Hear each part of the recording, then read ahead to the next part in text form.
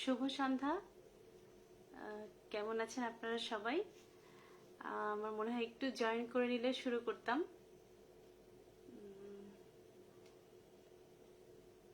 আজকে খুব ইন্টারেস্টিং একটি বিষয় নিয়ে আমরা আলোচনা করতে যাচ্ছি। জানি না, হ্যাঁ একজন একজন জয়েন করে ফেলেছেন, তার মানে লাইভ শুরু হয়ে গেছে। তো আবারও অভিবাদন জানিয়ে শুরু করছি, যেহেতু সময় কম এবং আমার আসলে ভীষণ ভীষণ ভালো লাগার এই পেজটি। আপনাদের সবার সাথে আসলে এই সময়টি কাটানো যায় এবং কিছু স্বাস্থ্য বার্তাকে আপনাদের কাছে সহজ করে পৌঁছে দিতে আমি চাই। তো সেই লক্ষ্যে আসলে এই কাজগুলো করা। অসংখ্য ধন্যবাদ, কয়েকজন জয়েন করে ফেলেছেন, আরও সবাই জয়েন করে ফেলুন এবং শেয়ার করে ফেলুন। আজকে খুবই গুরুত্বপূর্ণ একটি বিষয় নিয়ে আলোচনা করব, আমাদের চারপাশের একটি বার্নিং ইস্যু নিয়ে আলোচনা করব।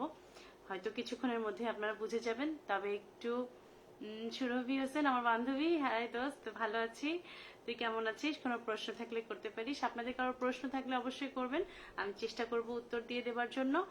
আর তার আগে একটি কাজ করে যাই। ও পেছনের ছবিটি আমার আঁকা, কেমন হয়েছে জানাবেন। আমি ওয়েল পেন্টিং করি, এটা ওয়েল পেন্টিং এর ওপর আঁকা। একটা স্যাড ভার্সনে একজন মেয়ে বসে আছে নদীর ধারে। আপনারা সবাই যা জয়েন করতে থাকুন, তার ভিতরে আমি একটা জরুরি কাজ করে আসি। এটি আমার খুব ফেভারিট গাছ এবং আমার আম্মা আমাকে এটা কিনে দিয়েছিলেন গদখালি, চিকুরগাছার গদখালি থেকে। আমি গাছে সবসময় পানি দিই এবং আমার মাথার পাশেই থাকে, কিন্তু আপনারা যদি দেখেন গাছে কিন্তু এখন বেশ পানি জমে আছে। এই গাছটি আমার মাথার কাছেই থাকছে, পানি প্রায় জমে থাকছে। এরকম পরিষ্কার পানিতে কার বংশ বিস্তার হয় বলেন তো? আমার মনে হয় আপনারা সবাই সবাই কম বেশি জানেন, আমার নতুন করে বলার নেই যে এডিস মশা এই পরিষ্কার পানিটি খুব খুব খুব পছন্দ করে। এবং আমাদের আজকের বিষয় হচ্ছে দ্য ভেরি বার্নিং ইস্যু নাও, সেটা হচ্ছে আমাদের ডেঙ্গু জ্বর। ডেঙ্গু জ্বরের প্রভাব আমরা ঘরোয়াভাবে কিভাবে বুঝতে পারি, কখন হাসপাতালে যাব এবং লক্ষণগুলো আরও একবার একটু ঝালাই করে নেওয়া আপনারা সবাই জানেন। আর ট্রিটমেন্টগুলো কেমন হয়, কতটুকু বাসা পর্যন্ত আপনি দিতে পারেন, এই বিষয়গুলো নিয়ে আজকে একটু আলোচনা করব। তাহলে ফুলের টব দেখলাম, ফুলের টবের যে পরিষ্কার পানি, আজকে ফুলটা গাছটাকে এই জন্য পাশে নিয়ে আসা। আর ফুলের টবের যেরকম পরিষ্কার পানিতে থাকতে পারে রাস্তাঘাটে টায়ার, তারপরে ডাব বা নারকেলের মালা, এগুলো যদি থাকে সেখানে হতে পারে। তারপরে হচ্ছে প্লাস্টিকের পাত্র, মাটির পাত্র, ব্যাটারি সেল, তারপরে হচ্ছে আপনার মটকা, কন্টেইনার, যেসব ক্যানগুলো আমরা খেয়ে রাস্তায় ফেলে দিই, সেগুলোতে বৃষ্টির পানি পড়ে পড়ে পরিষ্কার পানি জমে যেতে পারে। আচ্ছা, অফিস আদালতে ফ্রিজ, তারপরে এসির পানি, এই জায়গাগুলো কিন্তু আপনার এই পরিষ্কার পানির হচ্ছে একটা সেন্টার। পোষা প্রাণীর যে খাবারের যে ইয়েটা, পাত্রটা আপনি ঘরে রেখেছেন, সেখানেও বৃষ্টির পানি জমে এই পরিষ্কার পানি হতে পারে। আসলে এই যে ডেঙ্গু জ্বরের যে মশা, এর নাম হচ্ছে এডিস এজিপ্টি, আর একটা হচ্ছে এডিস অ্যালবোপিক্টাস। তো এরা আসলে খুবই নেচারটা খুবই ভদ্র গোছের। এরা এত ভদ্র, এরা পরিষ্কার পানি ছাড়া ডিম পারে না। এরা এত ভদ্র যে পরিষ্কার পরিচ্ছন্ন বাড়ি ছাড়া এরা থাকে না, ওখানে যে এরা বংশ বিস্তার করে এবং মানুষকে কামড়ে থাকে। তো মোটামুটি, এবং এর মজার ব্যাপার হচ্ছে এরা দিনের বেলায় কামড়াতে বেশি পছন্দ করে, এরা আলোতে থাকতে পছন্দ করে। অত্যন্ত ভদ্র একটা মশা, কিন্তু খুব খারাপভাবে আমাদেরকে রোগ বিস্তার করে। তো এই ছিল হচ্ছে আমাদের এই এডিস মশা বা ডেঙ্গু জ্বর ঠিক কোথা থেকে শুরু হয় সেটি। তো এর ভিতরে অনেকেই জয়েন করে ফেলেছেন, একটু দেখে আসবো, তারপরে আবার কথা বলবো, কারণ আজকে আমাদের খুব খুব সহজ করে ছোট ছোট কথা। সুরভি ছিল রূপকথার বাক্স, thank you so much. Gafur Morol ma'am কেমন আছেন? আলহামদুলিল্লাহ ভালো আছি। রিনা সামাদ, আমার আম্মা আছেন, থ্যাংক ইউ আম্মা। রকিবুল ইসলাম, প্রতিদিনের মতো লাইভে চমকে দিচ্ছি। আজকে তুমি বলে এসছি প্রায় 6 ঘন্টা আগে বলে এসছি যে আমি কখন আসবো, এবং আজকের এই লাইভের টাইমটা কিন্তু আপনাদের রেডি করে দেওয়া। আমি সবার কাছে জিজ্ঞেস করেছি যে আমি ঠিক কয়টায় আসবো, সবাই আমাকে বলেছেন ম্যাডাম 9:30 থেকে 10টা এর মধ্যে সময় করে আসেন। তো আজকে কিন্তু সেইভাবে আসা। রকিবুল ইসলাম, হ্যাঁ বললেন। Priyanti Sultana, hi hello. আচ্ছা, সুরভি হোসেন, থ্যাংক ইউ দোস্ত। শারমিন আন্টি আছেন, মিতা আন্টি আছেন, উষা শুভকামনা রইল, থ্যাংক ইউ। ইমদাদুল হক, হ্যাঁ আলহামদুলিল্লাহ ভালো আছে, দুবাই থেকে বলছেন, থ্যাংক ইউ সো মাচ। রূপকথার বাক্স মহসিনা বিনতে আসাদ, আসসালামু আলাইকুম, আফটার কোভিড নেগেটিভ কি কি টেস্ট করলে বডি কন্ডিশন ঠিক আছে? আচ্ছা আমি বলে দেবো। সোহাগ সোহাগ, হ্যাঁ ভাইয়া থ্যাংক ইউ সো মাচ। ওকে, তাহলে আমরা আজকে কথা বলছিলাম ডেঙ্গু নিয়ে, এবং ডেঙ্গু নিয়ে খুব সিরিয়াস কথাটি ছিল যে আজকে আমাদের উৎসগুলো কি, মাঝে মাঝে কথা বেঁধে যাচ্ছে। আচ্ছা, এটা সম্ভবত নেটের জন্য এরকম হচ্ছে, আমি চেষ্টা করব ঠিকঠাক করার জন্য। আমরা প্রথমে জেনে যাব যে কি কি কারণে মানে কি কি লক্ষণ দেখা যেতে পারে। আপনি এরকম কয়েকদিন ধরে আমার কাছে কয়েকটা বিষয় আসছে, পেশেন্ট কেসগুলো আসছে, আমি কয়েকটা কেস দেখলাম যে নজরুল ইসলাম ভালো আছি, যে জ্বর আসছে, মানে ভ্যাকসিন নিয়েছেন, ভ্যাকসিন নেওয়ার পর একটা স্বাভাবিক তো জ্বর আসেই, কারণ ভ্যাকসিনটা কাজ করছে সেটা বোঝা যায়। তো হঠাৎই অনেকে অনুভব করছেন যে ভ্যাকসিন নেওয়ার 7 দিনের পরে তাদের একটু বেশি জ্বর আসছে এবং তীব্র জ্বর আসছে। তো তারা আর কোনো মেডিকেশন বা কোনো কিছু নিচ্ছেন না। অনেকে আবার দেখা যাচ্ছে যে জ্বর হচ্ছে, তারা স্টেরয়েড জাতীয় বা এনএসএআইডি বা অ্যাসপিরিন জাতীয় ওষুধ খেয়ে ফেলতেছেন, বুঝতে পারছেন না। এই জায়গাগুলো কিন্তু একেবারেই করা যাবে না। যদি আপনি মনে করেন, আমি জানি না এটাকে সোজা না উল্টো দেখা যাবে, আমাকে একটু কমেন্টে জানাতে হবে যে ঠিকঠাক দেখা যাচ্ছে কিনা। এটা কি উল্টা না সোজা দেখা যাচ্ছে? অসীম মন্ডল, দেখে বলুন তো এটাকে সোজা না উল্টো দেখা যাচ্ছে, তাহলে আমি বুঝিয়ে বলতে পারবো। আচ্ছা, এখানে আমাদের ছবি দেখলেও বোঝা যাবে। সেটা হচ্ছে ডেঙ্গু জ্বরের লক্ষণ কি কি সেটা বলা। একটা হচ্ছে উচ্চ তাপমাত্রা, 104 ডিগ্রি মতো জ্বর চলে আসে। উচ্চ তাপমাত্রা হচ্ছে ডেঙ্গু জ্বরের একটা প্রধান কারণ। ঠিক দেখা যাচ্ছে Abid Hasan, thank you so much. Okay, তারপরে আসবে ব্রেকবোন ফিভার বলা হয় ডেঙ্গু জ্বরের এখানে, কারণ সারা গায়ে ব্যথা হয়, সারা গায়ে মাংসপেশিতে হাড়ের মধ্যে এত এত বেশি ব্যথা হয়। এইখানে দেখে লাল লাল দিয়ে দেখানো হচ্ছে, অনেক বেশি ব্যথা। চোখের পেছনে ব্যথা হয়, চোখের পেছনে ছবি আঁকা কেমন হয়েছে জানি না, আমাকে বলে জানাবেন কেমন লাগছে। চোখের পেছনের দিকে ব্যথা হয়, মানে মাথা ব্যথা হয়, একটা খুব ব্যথা ব্যথা একটা অবস্থা থাকে। এখানে দেখা যাচ্ছে যে কিছু বমি বমি আসছে, একজন মানুষ বমিও করতে পারে, এবং এখানে আসছে একটা ডায়রিয়া হতে পারে, এবং হাতে দেখুন লাল লাল র্যাশ দেখা যাচ্ছে, হাতে কিন্তু র্যাশও দেখা যেতে পারে। অর্থাৎ যদি আমি একবারে সামারি করি খুব সহজ করে, উচ্চ তাপমাত্রা দেখা যেতে পারে, সারা গায়ে ব্যথা হতে পারে, চোখের পেছনের দিকে ব্যথা হতে পারে, বমি হতে পারে, ডায়রিয়া হতে পারে, এবং হাতে লাল লাল ছোপ ছোপ দেখা যেতে পারে। এগুলো হচ্ছে ডেঙ্গুর যে ট্রিটমেন্ট, মানে ডেঙ্গুর যে মানে একদম প্রাথমিক লক্ষণ, যেটা দেখলে আপনি একেবারেই বুঝে যাবেন যে আমার কিন্তু ডেঙ্গুর দিকে যাচ্ছে। তো এর সাথে যেটা হয় যে এই জ্বরটা কিন্তু 103, 4, 5 এরকম জ্বর হয়, মানে খুব তীব্র জ্বর হয়। জ্বরটা সাধারণত 4 থেকে 5 দিন থাকে, এবং এটা হতে পারে একটানা জ্বর হচ্ছে, আবার হতে পারে যে ঘাম দিয়ে ছেড়ে গেছে আবার জ্বর ফিরে আসছে। জ্বরের ক্যারেক্টারটা জাস্ট এরকম হয়। হ্যাঁ, থ্যাংক ইউ আবিদ হাসান ভাই। রূপা আছে, দেখা যাচ্ছে, থ্যাংক ইউ, সবাই আমাকে কমেন্ট করে জানিয়েছেন, ধন্যবাদ।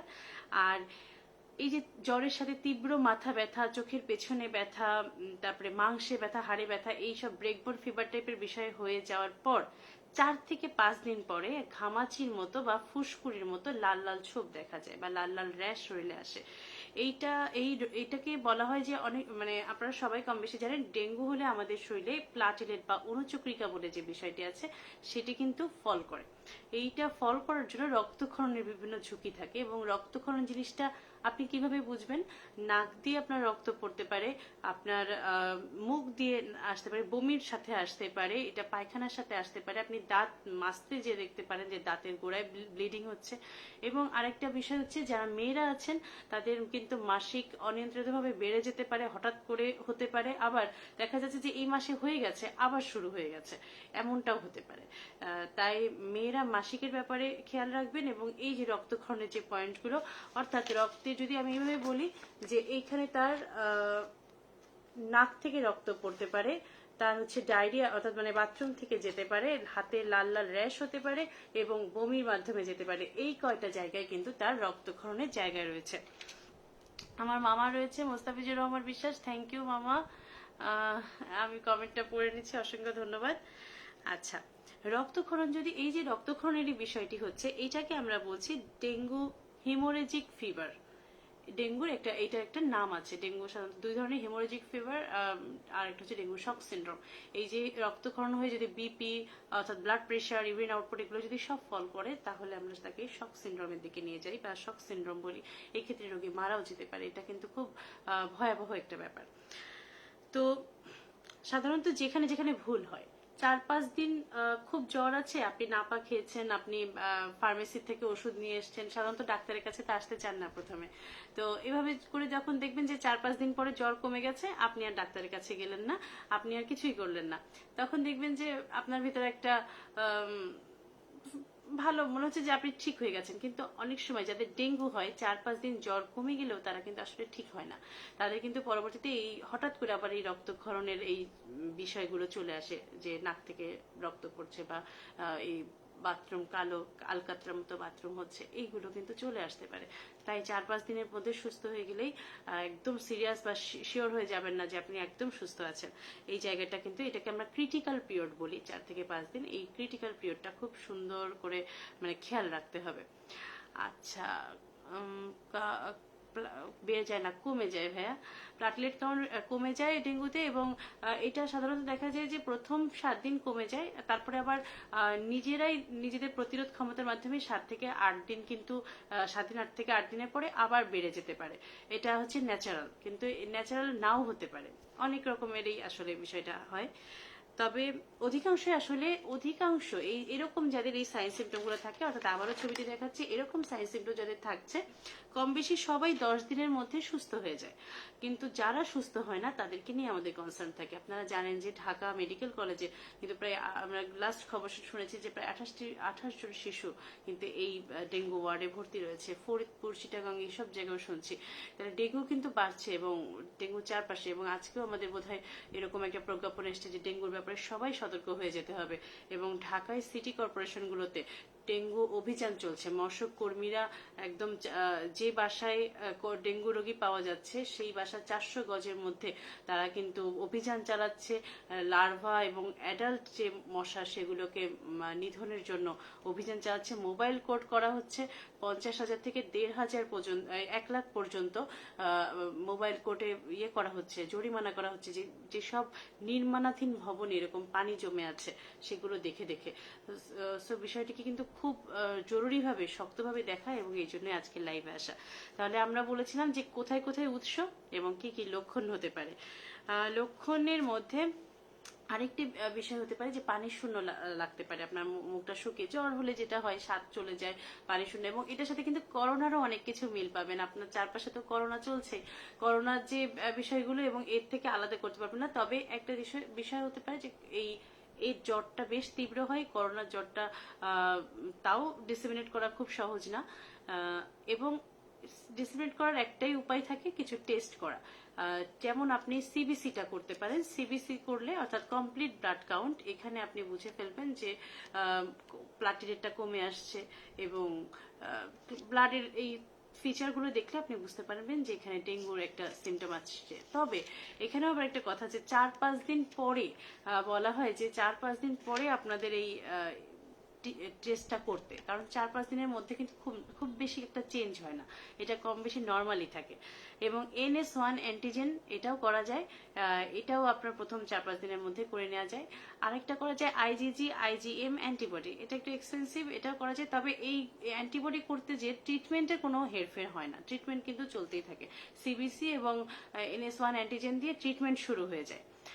তো এটা গেল। আর রুটিন টেস্ট না, কিন্তু তারপর আপনি করতে পারেন চেস্ট এক্সরে করতে পারেন, কারোর বুকে পানি জমতে পারে, লিভার ফাংশন টেস্টগুলো করতে পারেন। এগুলো কিন্তু রুটিন টেস্ট না, তারপরেও আপনি ডেঙ্গু রোগীর জন্য তার মানে সিভিয়ারিটিটা কতটুকু, এগুলো আপনি দেখতে পারেন। কারণ লিভারের সাথে প্লাটিলেটের একটা সম্পর্ক রয়েছে, এগুলো কিন্তু করা যায়।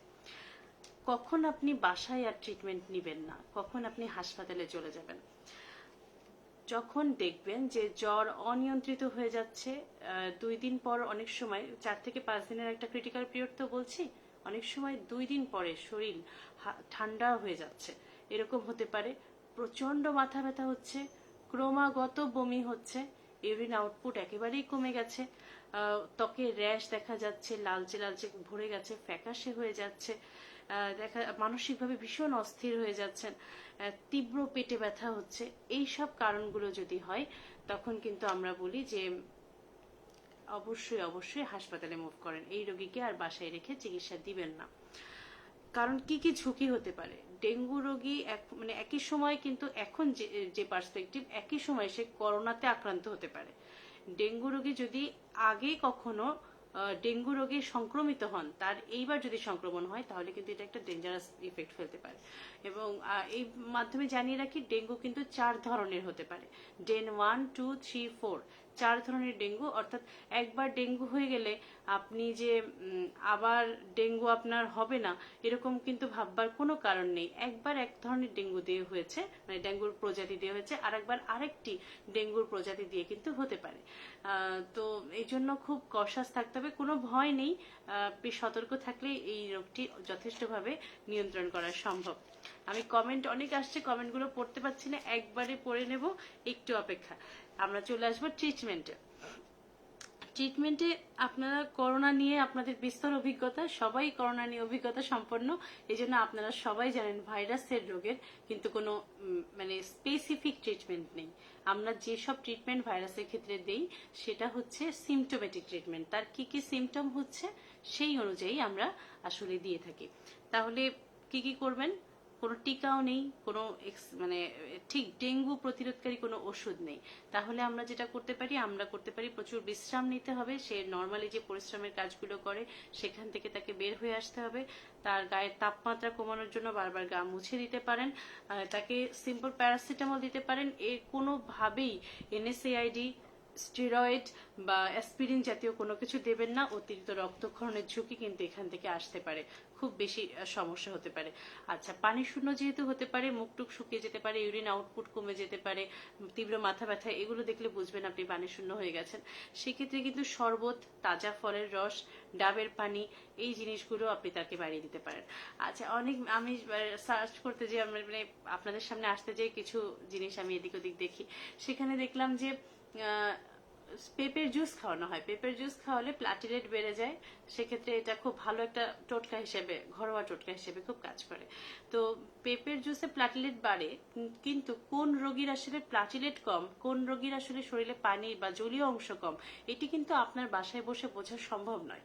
তাই এই ধরনের ঘরোয়া ট্রিটমেন্ট থেকে দূরে থাকুন, এবং যখনই আপনি মনে করবেন রোগীটি আপনার হাতের বাইরে চলে যাচ্ছে তাহলে সাথে সাথে বিশেষজ্ঞ চিকিৎসকের পরামর্শ নিন। এই বাসায় বসে পেঁপের জুস দিয়ে মানে রোগীর ক্ষতি না হয়ে যায়, প্লাটলেট বেড়ে গেল কিন্তু জলীয় অংশ কমে গেল, তাতে কিন্তু খুব বেশি লাভ হবে না। আচ্ছা, যেহেতু রক্তক্ষরণের কথাটা বলছি, তাহলে অনেকেই বলে যে খুব রক্ত লাগবে, অনেকেই বলে প্লাটিলেটও লাগবে, এটা অনেক ডাক্তাররাও বলে থাকেন। কিন্তু বিশেষজ্ঞ ডাক্তার যারা আছেন তাদের রিসার্চ করে বা তাদের কথায় আমি বা বিভিন্ন পড়াশোনা করে যেটুকু দেখলাম যে অবশ্যই রক্ত লাগতে পারে, তবে এটাই প্রথম ট্রিটমেন্ট নয়। যখনই রক্ত মানে এরকম হবে, সিবিসি দেখলেই তো বোঝা যাবে, সেক্ষেত্রে কিন্তু অধিকাংশ ক্ষেত্রে রক্ত লাগে না রক্তক্ষরণ না হলে। আর প্লাটলেট কমে গেলেও সেটাকে আমরা প্লাটলেট দিয়ে রিপ্লেসমেন্ট করতে হবে, বিষয়টা কিন্তু এমন নয়। সাধারণত এই কথাটি কিন্তু আমি বলছি 4-5 দিন প্লাটলেট কমে যায়, আবার 7-8 দিন পরে একা একাই প্লাটলেট বাড়তে পারে। এই জন্য একটু অপেক্ষা এবং বিশেষজ্ঞের পরামর্শ দরকার। আচ্ছা, অনেকেই বলেন যে অ্যান্টিবায়োটিকের কোনো রোল আছে কিনা। অ্যান্টিবায়োটিকে মানে ভাইরাসের ক্ষেত্রে অ্যান্টিবায়োটিকের কোনো রোল নেই, না করোনায় আছে না ডেঙ্গুতে আছে। কিন্তু যদি আপনার এই ভাইরাস আপনাকে সেকেন্ডারি ইনফেকশন তৈরি করে, যেমন নিউমোনিয়া, আপনার পেট্রোনাইটিস, আপনার কোনো তীব্র পেটে ব্যথা, এইসব জিনিস মানে ধরে, সেই ক্ষেত্রে আপনি অ্যান্টিবায়োটিক ইউজ করতে পারেন বিশেষজ্ঞের পরামর্শ অনুযায়ী।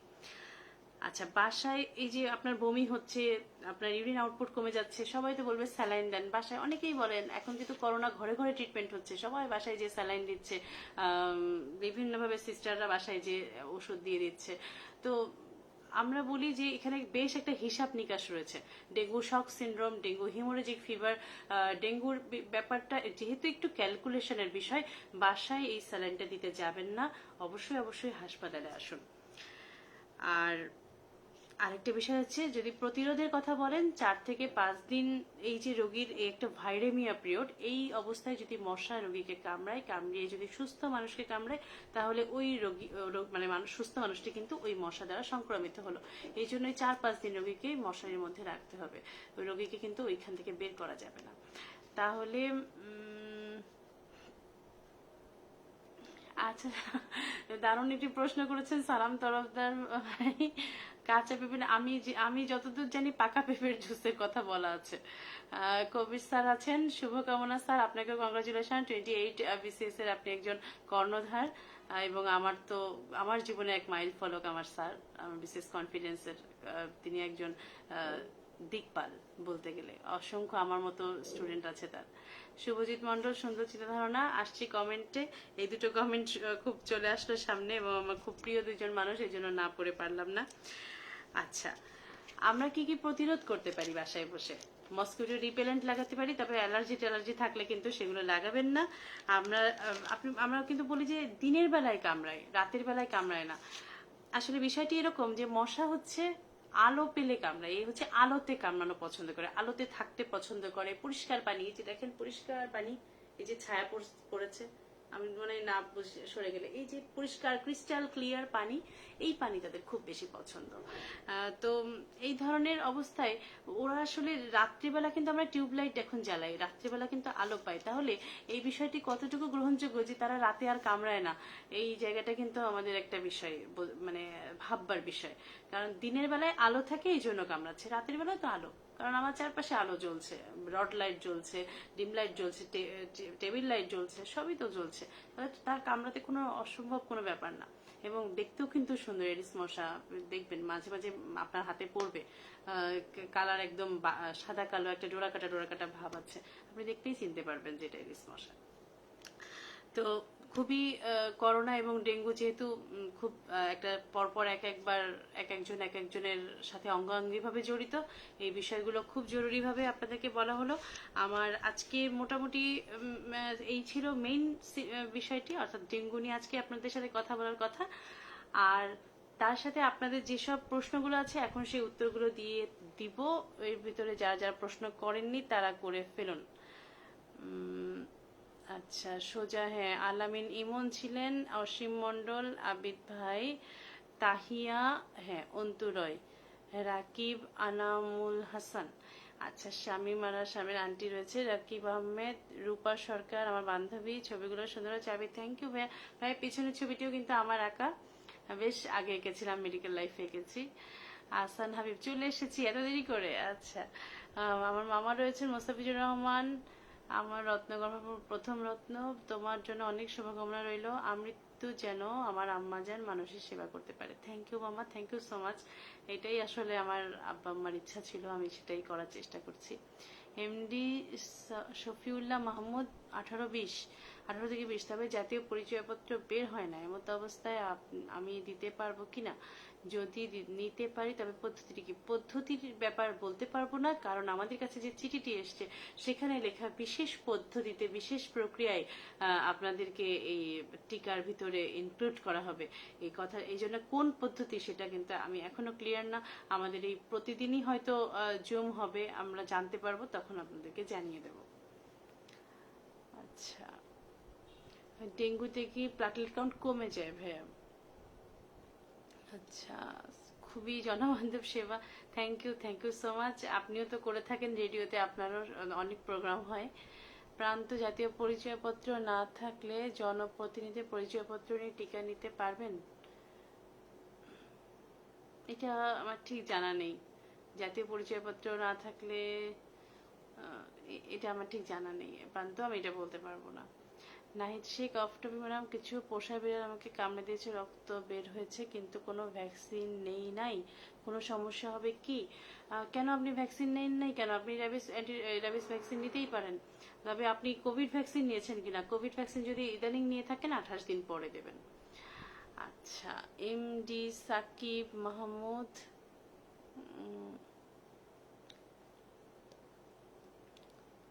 আচ্ছা আপু কেমন আছেন? ভালো লাগছে। Rafiqul Islam, thank you so much, আলহামদুলিল্লাহ ভালো আছি।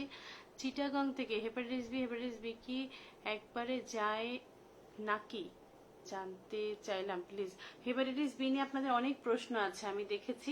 হেপাটাইটিস বি নিয়ে কিন্তু আমি একদিন আসবো, একদম মানে শুধু ওই টপিকস নিয়ে কথা বলবো। চিটাগং থেকে হেপাটাইটিস বি, আচ্ছা একবারে যায় কিনা এটা টিকা আছে। প্রথম কথা তো আমাদের একটা ভ্যাকসিনেশন আছে, বির ভ্যাকসিনেশন। আর একবারে যায় কিনা, একবারে যাবে কিনা, এটা আপনার কন্ডিশনের উপর ডিপেন্ড করে। এটা একবারেই যে যাবে বা মানে প্রথম ইয়েতে চলে যাবে এমনটা না। তবে এই জিনিস কিন্তু কিউরেবল, এটা কন্ট্রোল করা যায়, কন্ট্রোলেবল। তাই একবারে যাওয়ার বিষয়টা আসলে ওরকম কোনো ফিক্সড কোনো বিষয় না, আপনার কন্ডিশনের উপর ডিপেন্ড করে। আপনার কতটুকু ভি ভাইরাস দ্বারা আক্রান্ত সেটার উপর ডিপেন্ড করে, আপনার ক্লিনিক্যাল কন্ডিশন কেমন সেটার উপরে কিন্তু ডিপেন্ড করে। আচ্ছা, আলোচনা, থ্যাংক ইউ সো মাচ মা। আলোচনা সুন্দর হচ্ছে। আবিদ হাসান, খুলনা ড্রেনেজ সিস্টেমের যে অবস্থা তাতে করে খুলনাবাসী খুব বিপদে আছে।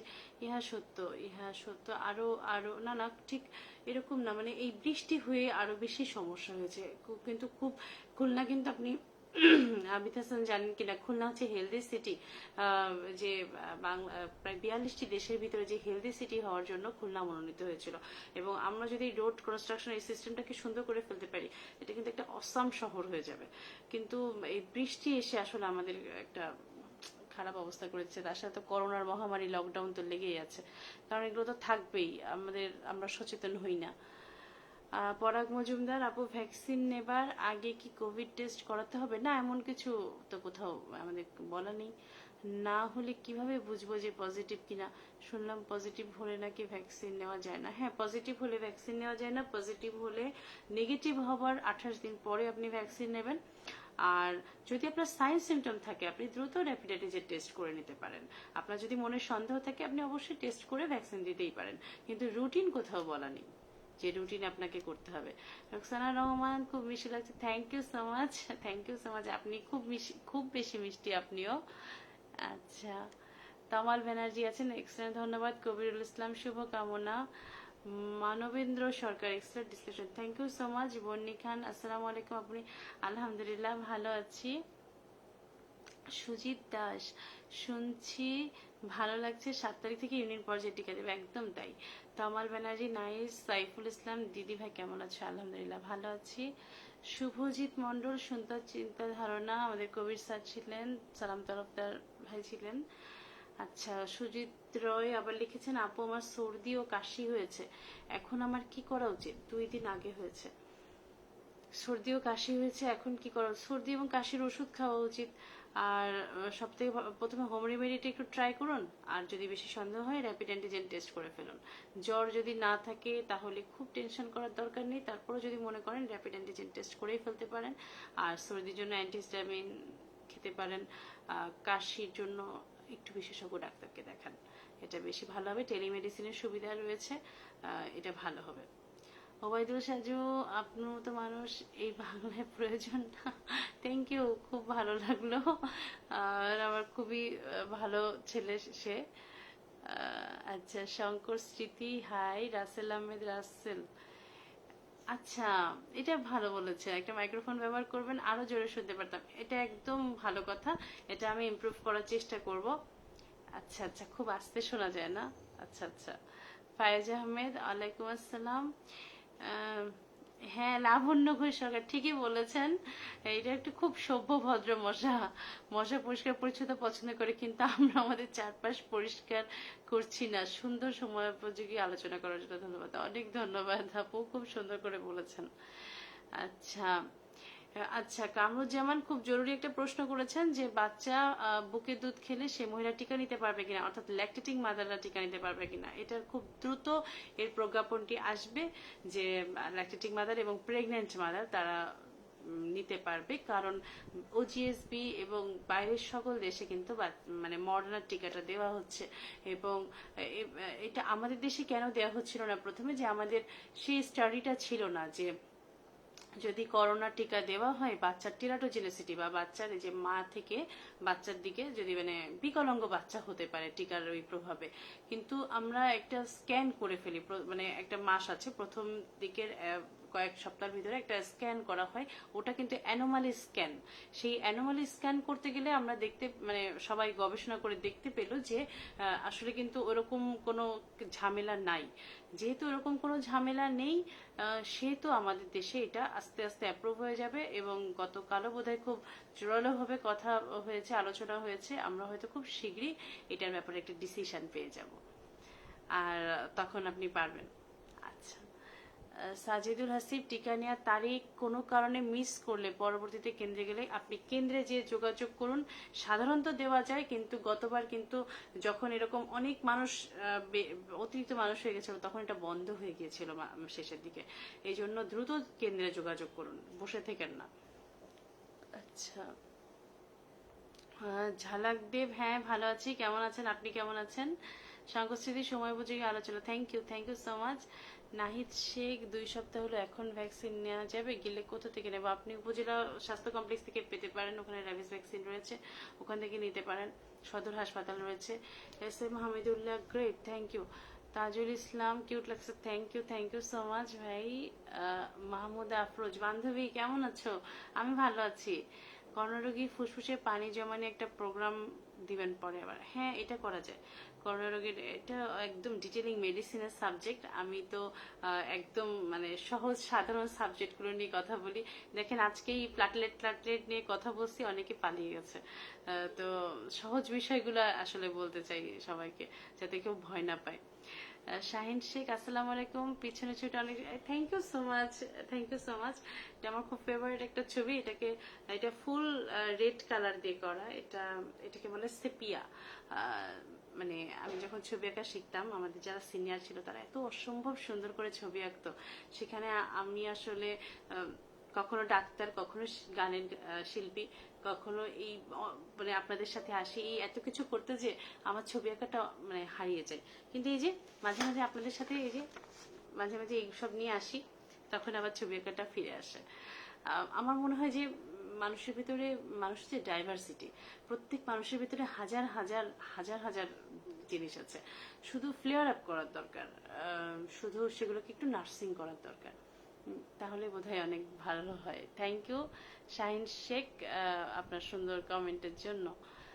আচ্ছা, পিছনে ব্যাকগ্রাউন্ড অসাধারণ, thank you Rina Sama, thank you so much. Sajib Khan, প্রিয় ডাক্তার, থ্যাংক ইউ। ফারহানা বিপাশা, তুই এতক্ষণ পরে এসেছিস কেন বান্ধবী? অনেক সুন্দর লাগছে, ভালো লাগছে তোমাকে দেখে, থ্যাংক ইউ ডিয়ার। আমি তোমার প্রত্যেকটা লাইভ দেখি। Rina Samad, love you, thank you. Jakerial Mamun, hi আপু কেমন আছেন? দুপুরের পর থেকে মাথা ব্যথা শুরু হয় মাঝে মধ্যে, কি করণীয়? মাথা ব্যথা কিন্তু এই ডেঙ্গুরও একটা লক্ষণ, আমরা কিন্তু বললাম জ্বর আছে কিনা তার সাথে। আর যদি শুধু এমনি মাথা ব্যথা হয়, আপনি কি প্রফেশনে আছেন, মানে প্রফেশনের কাজ শেষে আসে নাকি প্রফেশনের মধ্যে থাকাকালীন আসে, এই অনেকগুলো হিস্ট্রি কিন্তু মাথা ব্যথার আছে। আমি মনে আছে ইন্টার্নি লাইফে আমাদের যখন হিস্ট্রি নিয়ে শেখাতো, যে মাথা ব্যথাই বলেন বা মানে বমি, এরকম এক একটা হিস্ট্রি নিতে বলতো, যে একটা রোগীর কাছে কয়টা প্রশ্ন করতে হবে। তো ধরেন আমি আমার মাকে প্রথম যে আমি শিখাচ্ছি যে আম্মা এরকম এরকম প্রশ্ন করতে হয়, যে বমি আসলে আপনি কতবার দিনে বমি আসছে, বমি গন্ধযুক্ত কিনা, বমির ভিতরে কোনো আপনার উদ্দিষ্ট খাবার বের হয়ে আসছে কিনা, বমি প্রজেক্টাইল না নন প্রজেক্টাইল, মানে বমি এরকম ছিটকে পড়ে যাচ্ছে নাকি গাল বেয়ে লালার মতো পড়ছে, বমির সাথে রক্ত আছে কিনা, তারপর বমি তিতা কিনা, বমি সবুজ কালার কিনা। আমার মাকে যে যখন বোঝাচ্ছি তখন শেষের দিকে মা মানে এরকম 10টা 12টা প্রশ্ন, মা শেষে বললো আমি বমি করে তোমাকে দেখাই, এটা বেটার হয়। তো বিষয়টি এরকম যে আপনি যদি শুধু মাথা ব্যথা বলেন, আমি আপনার এইভাবে রোগ ডায়াগনোসিস করা খুব ডিফিকাল্ট। কারণ মাথার কোথায় ব্যথা হচ্ছে, কোথায় কখন বেশি ব্যথা করে, চোখের মানে চোখের সাথে কিন্তু মাথা ব্যথা রিলেটেড আছে, পেছনের দিকে ব্যথা করে কিনা, সামনের দিকে করে কিনা, ক্লাস্টার হেডেক আছে, টেনশন হেডেক আছে, হাজার হাজার বিষয় আছে। এই জন্য একবারে একটা লাইন দিয়ে ট্রিটমেন্ট করা খুবই কঠিন। তারপরেও নাপা খেয়ে দেখতে পারেন, একটা ওটিসি ড্রাগ, এর উপরে কারোর কোনো হাত নাই, ওটা খেয়ে দেখতে পারেন। তারপরে যদি না পারেন একটু বিশেষজ্ঞ ডাক্তারকে দেখাবেন। অতনু রয় কেমন আছেন? হ্যাঁ, অতনু রয়ের সাথে আমার কথা হয়েছে, আলহামদুলিল্লাহ ভালো আছি। রাকিব আহমেদ কই গেল? আচ্ছা, রাকিব আহমেদ আছেন আমাদের সাথে। আমি এমবিবিএস বিসিএস স্বাস্থ্য, সিভিল সার্জন কার্যালয়, খুলনা। আচ্ছা, অত্যন্ত গুরুত্বপূর্ণ বিষয় নিয়ে আলোচনা চলছে। পরিমল মল্লিক রয়েছেন, শুনছি আপাতত কোনো প্রশ্ন নাই, সুস্বাস্থ্য দীর্ঘ। Thank you so much, thank you. আচ্ছা, ডিএম মির্জা সোহাগ, কই গেল প্রশ্ন? শুভ সন্ধ্যা, দেখে ভালো লাগছে, ধন্যবাদ। করোনা রোগীদের ডায়েট বিষয়ে কিছু বলবেন, মানে কেউ আক্রান্ত হলে কি খাবে কি খাবে না। করোনা রোগীর ডায়েট নিয়ে আমি মনে হয় পেজে একটা পোস্ট দিয়েছিলাম যে আপনারা যারা করোনা রোগে আক্রান্ত তাদের প্রথম মানে ঝামেলা যেটা হয়, খাবারের রুচি কমে যায়, আর একটা হচ্ছে ইমিউনিটি কমে যায়। এই জন্য এমন খাবার খাবেন যে রুচিটা একটু গেইন করে, আর একটা হচ্ছে ইমিউনিটি যেটা সেটা একটু ইমপ্রুভ করে। অর্থাৎ এই সময়, এবং তার সাথে আমরা বলছি যে অ্যান্টিঅক্সিডেন্ট যে খাবারগুলো, ভিটামিন এ, সি, ই, যেসব খাবারগুলো সেগুলো একটু বেশি বেশি করে খেতে, প্রোটিন বেশি করে খেতে, যে লিকুইড জাতীয় যত খাবার আছে সেগুলো একটু বেশি করে খেতে, গরম চা যে বিষয়গুলো আছে, যে লেবু দিয়ে আদা দিয়ে এই সবগুলো, মানে অর্থাৎ এগুলো মানে কি ইয়েগুলা মিনারেলসগুলা, ভিটামিন মিনারেলসগুলো যাতে শরীরে যায় এই বিষয়টা খেয়াল রাখা। একটু যা ভালো লাগে একটু খান, যদি এই সময় তো ডায়েট না, একটু আগে সুস্থ হওয়াটাই বড় কথা। তো এই জায়গাগুলো একটু খেয়াল রাখুন। আমার মনে হয় খুব স্পেসিফিক যে ডায়েট এই বিষয়টা না, কিন্তু পুষ্টিকর খাবার যেন প্রতি বেলায় থাকে, তার সাথে পর্যাপ্ত পরিমাণ তাজা ফলের রস, শরবত, আমলকি, যে লটকন ফল, মানে যত টক ফলগুলো একটু, সবাই বলছে যেহেতু, আর টক ফলে কোনো সমস্যা নেই, রুচিটা একটু বাড়েই, এটা স্বীকৃত। ধন্যবাদ জেমস রেজা সোহা কমেন্টের জন্য। হ্যাঁ অতনু রয় ধন্যবাদ। আচ্ছা আচ্ছা আচ্ছা, সঞ্জিতা আক্তার তৃষা 24 সপ্তাহ প্রেগনেন্সি, আমি কি নিতে পারবো? হ্যাঁ, এটা এই কয়েকদিনের ভিতরে প্রজ্ঞাপন এসে যাবে, আমি যেটা বললাম। সঞ্জিতা আক্তার তৃষা একটু অপেক্ষা করুন, আমাদের গভর্নমেন্ট সুপারিশ চলে আসবে, কারণ অন্য সব জায়গায় এটা দিচ্ছে, এবং আমাদের দেশের যারা গাইনির দিকপাল রয়েছেন তারা সবাই কম বেশি দেওয়ার পক্ষে। গভর্নমেন্ট হয়তো খুব দ্রুত এটা দিয়ে দেবে, মানে কম ইয়ে করে দেবে, অনুমতি দিয়ে দেবে। তারা জামান, আলহামদুলিল্লাহ ভালো আছি, তুমি কেমন আছো বান্ধবী? ডাক্তার মেঘলা মার্জু মেরা, ও মাই গড আপু আপনি আসছেন, পেছনের ছবিটা সুন্দর, থ্যাংক ইউ আপু। আপুর লাইভ খুব সুন্দর, এবং আপু হচ্ছে সহজ বাংলা ভাষায় কি বলবো, কিডনি বিশেষজ্ঞ, আপু বিএসএমএমইউ তে আছেন। আপুর লাইভগুলো অনেক সুন্দর, আপুর আপনারা এখানে এই লিংকে চলে যেতে পারেন। আপু খুব সুন্দর সুন্দর করে ছোট ছোট করে কথা বলেন, এবং এত সহজ করে বলেন। আমি একটা লাইভ দেখছিলাম, কিডনি রোগীরা কি খাবে কি খাবে না, আপু এত সুন্দর করে বলেছেন, এবং আপু কিন্তু সবসময় টিভিতেও প্রোগ্রাম করেন। আপু আমি সবার মানে হয়ে আপনাকে অনেক অনেক ধন্যবাদ জানাচ্ছি আমাদের এই ছোট্ট পরিসরে আপনার প্রেজেন্স এবং কমেন্টের জন্য। লাবণ্য ঘোষ সরকার, আপনার লাইভ অনেক শিক্ষকরা দেখে থাকেন, এখানে শিক্ষকরা অনলাইনে ক্লাস নিচ্ছেন, আপনি সবাইকে একটু বলে দেন শিক্ষকরা যেন তাদের ছাত্রছাত্রীদের ডেঙ্গু বিষয়ে সচেতন করে, শিক্ষককে অনুরোধ করছি। অবশ্যই অবশ্যই, এটা উনি খুব ভালো কথা বলেছেন লাবণ্য ঘোষ সরকার।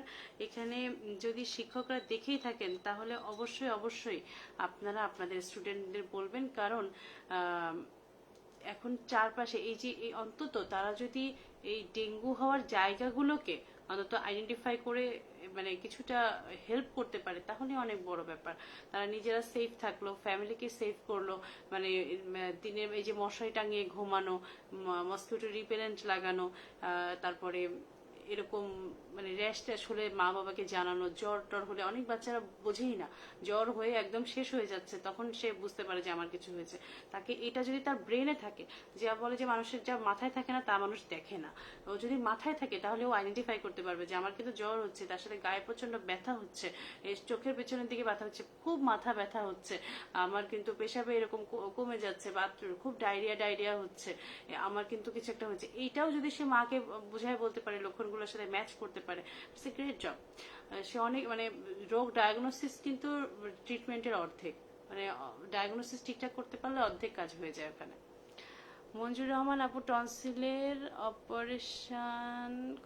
অপারেশন করলে কোনো ক্ষতি হয় কি না? টনসিলের অপারেশন করলে কোনো ক্ষতি হয় কিনা, এখানে যদি আপনি এভাবে, তাহলে কি ক্ষতির কথা বলছেন? শারীরিক ক্ষতি হয় কিনা? টনসিল যে কোনো অপারেশনেই শরীরে কিছু না কিছু হতেই পারে, এদিক ওদিক অ্যালার্জিক রিয়াকশন হতে পারে, প্রাইমারি হিমোরেজ, সেকেন্ডারি হিমোরেজ, যে কোনো অপারেশনে এগুলো হতে পারে। আর আপনি আসলে ঠিক স্পেসিফিকলি কি বলছেন এটুকু আমাকে আরেকটু যদি বলতেন, যে কি কথা বলছেন, যে টনসিল আমাদের একটা লিম্ফ এর মতো আমাদের গ্ল্যান্ড, তো প্রত্যেক জিনিসেরই তো আমাদের শরীরে দরকার রয়েছে। অ্যাপেন্ডিসাইটস কিন্তু মানে অ্যাপেন্ডিক্স যেটা, এটা কিন্তু সবাই মোটামুটি অ্যাপেন্ডিক্সের ব্যথা হলেই মানে কেটে ফেলছে। তাহলে এই জিনিসটা শরীরে আর লাগছে না।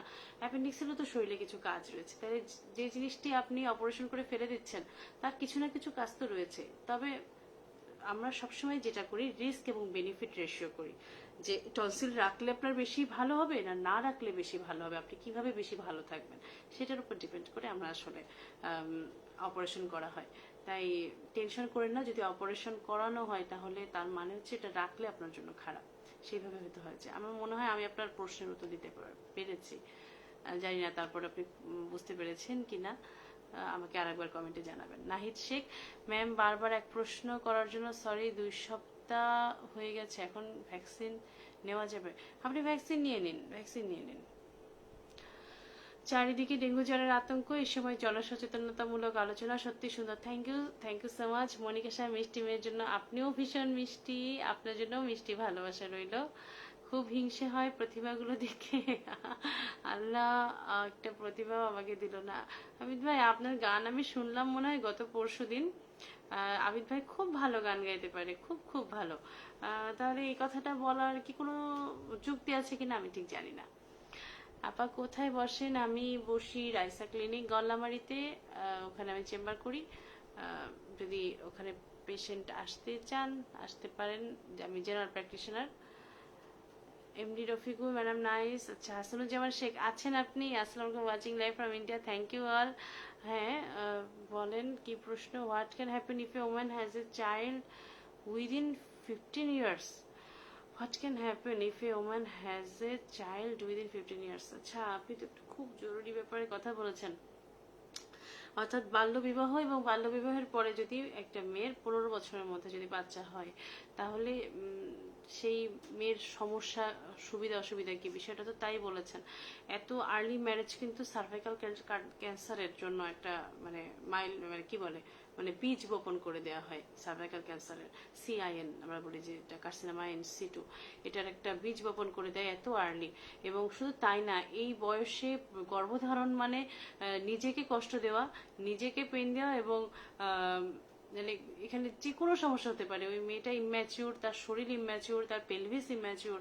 এই অবস্থায় যদি গর্ভপাতে তার যেমন রিস্ক রয়েছে, এই বাচ্চা যদি মানে ও তো নিজেই জানে না নিজের পুষ্টি কিভাবে নেবে, সে একটা মানে বাড়ন্ত বয়সের মেয়ে, সে বাচ্চার পুষ্টি কিভাবে নিশ্চিত করবে? এই বাচ্চা যখন বের হবে, ইন্টারফিয়ার গ্রোথ রিটার্ডেশন থাকতে পারে, এই বাচ্চাকে কিভাবে খাওয়াতে হবে, কিভাবে পড়াতে হবে, সে কিন্তু একটা, এবং এই বয়সটা তার একটা গ্রোয়িং এজ ছিল, মানে সে তখন তার মাকে মানে বাচ্চাটাকে গ্রোয়িং করতেছে। তো এটা আমার মনে হয় একই সাথে তার শারীরিক, মানসিক এবং সামাজিক সব দিক থেকে একটা 15 বছরের মা সব দিক থেকে একটা যন্ত্রণার মধ্যে থাকে। তো এটা কখনোই করা উচিত না। তো অ্যাটলিস্ট 18 তো আমাদের একটা টাইম আছেই, 18-এর উপরে 20-তে যে অন্তত একটা মেয়ে অন্তত ম্যাচিউর হোক, একটা বাচ্চাকে কোলে নিলে সে তো তার একটা ম্যাচিউরিটির ব্যাপার আছে। এবং এইগুলো কিন্তু পরবর্তীতে অনেক অনেক রোগের জন্ম দেয়। মানসিক রোগ আমরা কিন্তু সবসময় ওভারলুক করি, মানসিক রোগকে আমরা রোগ মনে করতে চাই না, এটা অনেক রোগের মানে ফাদার অ্যান্ড মাদার, এটা খুব খেয়াল রাখা উচিত। আবু সাইদ আছেন, আসসালামু আলাইকুম। 32 সপ্তাহ প্রেগনেন্সি মায়ের কি টিকা নেওয়া যাবে? কি টিকা নিতে চান? 32 সপ্তাহ প্রেগনেন্সি মায়ের আমরা একদম টিটেনাস টিটি টিকা দিয়ে থাকি অনেক সময়, আপনি ওই সময় দিতে পারবেন। প্রেগনেন্সি কিন্তু সেকেন্ড ডোজটা দেওয়া যায় ওই সময়। কি টিকা নিতে চাচ্ছেন সেটা আমাকে একটু বলেন। আমি মায়ের টিকা নিয়ে কিন্তু একটা লাইভ করেছিলাম, ওটাও দেখে নিতে পারেন। আচ্ছা,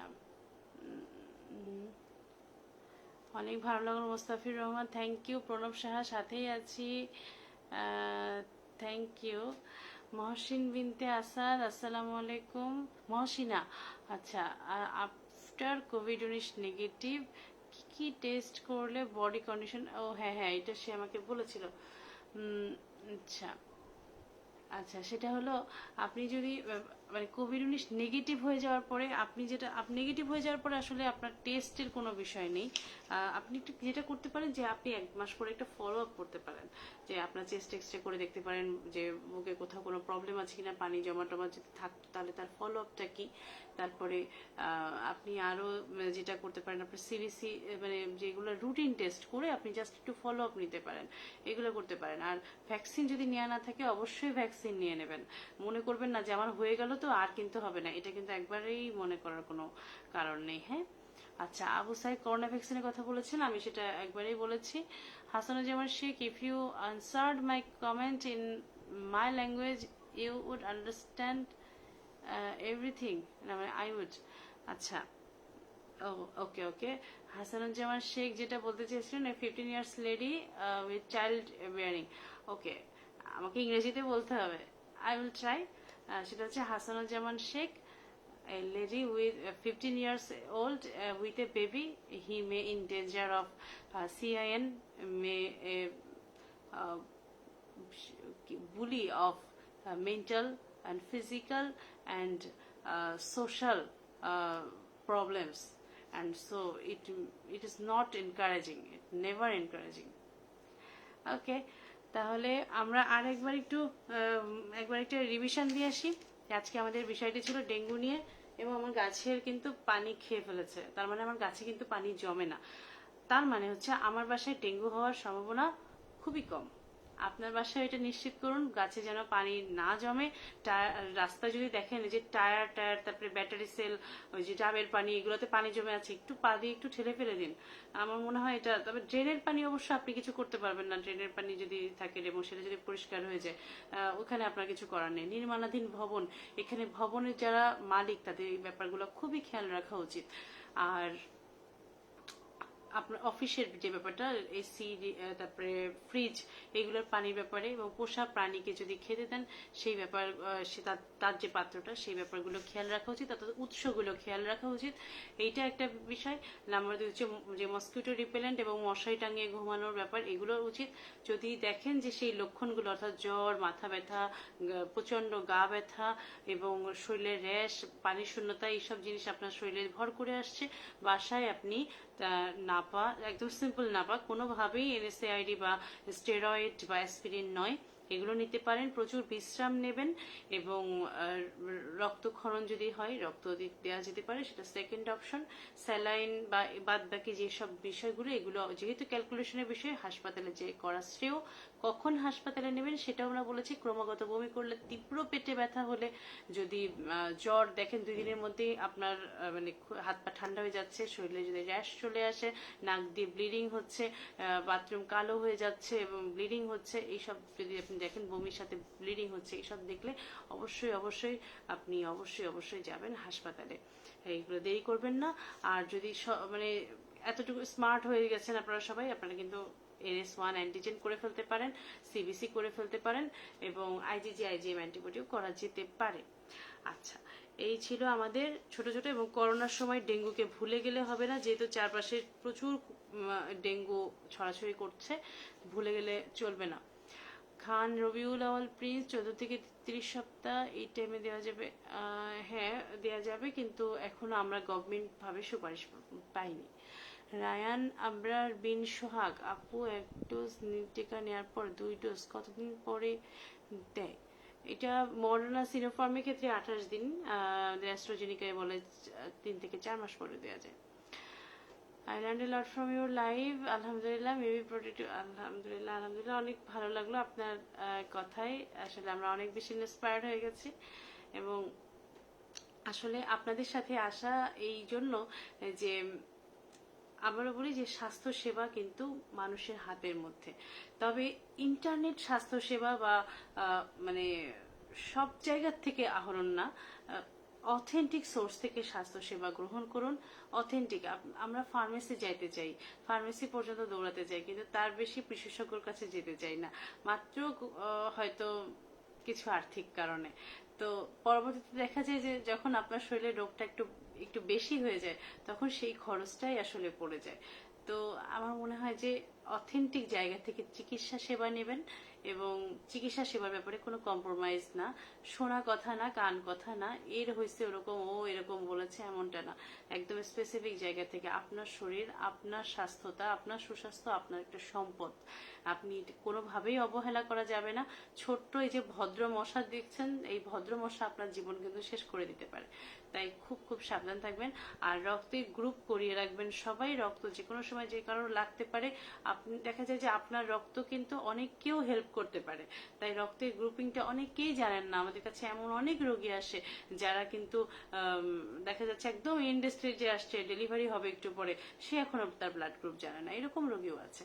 তাই রক্তের গ্রুপ সবাই জেনে নেবেন এবং নিজের ব্যাপারে সবাই সচেতন থাকবেন। করোনার বিষয়ে আজকে আর বললাম না। শাহরিয়ার আমিন ম্যাম পজিটিভ হলে কতদিন পরে টিকা নেওয়া যাবে? 28 দিন পরে। আবিদ হাসান নিজেকে ভালোবাসুন, রোগ থেকে দূরে থাকুন। হ্যাঁ আবিদ হাসান ভাই, আপনার কথাটি সবাইকে বলতে চাই। নাজমুল ইসলাম অনেক সুন্দর লাগছে, থ্যাংক ইউ। অসাধারণ প্রতিভাবান একজন মানুষ। না আমি খুব সাধারণ। দোয়া ও শুভকামনা, অসংখ্য ধন্যবাদ, ভালো থাকুন সবসময়। Thank you so much Nazrul Islam. এবং আরো একজন নজরুল ইসলাম ভাই মনে হয় সালাম দিয়েছিলেন প্রথম দিকে, তাকেও অনেক ধন্যবাদ। আজকে আর নয়, আমাদের মোটামুটি ডেঙ্গু নিয়ে সব বলা হয়ে গেছে। ভালো থাকবেন, সুস্থ থাকবেন। আর যারা দেখছেন তারা তো শেয়ার করে দিতে পারেন। এটা আসলে আমরা চাই যে একটা মাস কমিউনিটির কাছে স্বাস্থ্য সেবাটি পৌঁছাক। অর্থাৎ এই একটা মানে এতগুলো কথার ভিড়ে যদি একটা দুটো কথাও কারোর মাথায় ঢোকে এবং সে যদি সেখান থেকে সতর্ক হয়, আসলে এটাই কিন্তু আমাদের অনেক বড় সার্থকতা। তো আমার গাছ এবং আমার ছবি এবং আজকের লাইভ কেমন লাগলো, যারা পরবর্তীতে শুনবেন সবাই কমেন্ট করতে ভুলবেন না এবং আমি কিন্তু কমেন্টের অ্যান্সার করে থাকি। ভালো থাকবেন, সুস্থ থাকবেন, শুভরাত্রি।